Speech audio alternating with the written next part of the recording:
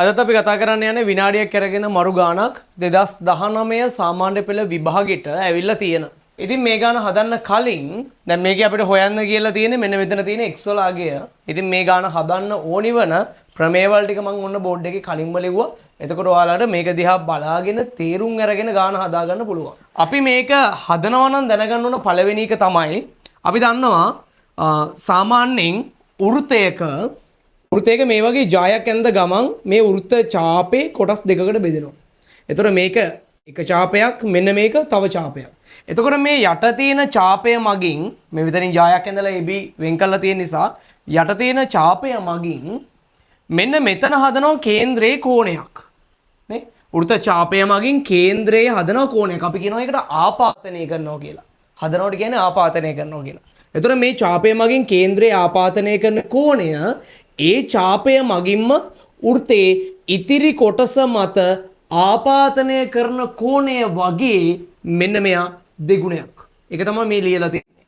වෘත්ත ඡාපයක් මගින් කේන්ද්‍රයේ ආපාතනය කරන කෝණය ඉතිරි කොටස මත ආපාතනය කරන කෝණය වගේ දෙගුණයක්. එතකොට මෙයා x නම් මෙයා 2x. ඔන්න පළවෙනි පොයින්ට් එක. එතකොට මේ ගානේ ඉතිරි කොටස ගැන කතා කරනවා නම් ත්‍රිකෝණයක පාද දෙකක් සමානයි නම් ඒවට සම්මුඛ කෝණ සමාන වේ කියන එක අපි කලින් ඉගෙනගෙන තියෙනවා.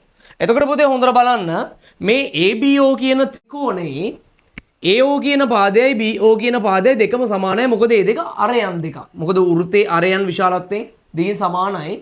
එතකොට මේ ත්‍රිකෝණය සම ද්විපාද ත්‍රිකෝණයක් පාද දෙකක් සමානයි නම් ඒවට සම්මුඛ කෝණ දෙක සමානයි. ඒ කියන්නේ මෙයා 55යි නම් මෙයා 55යි කියලා මට පාවිච්චි කරන්න පුළුවන්.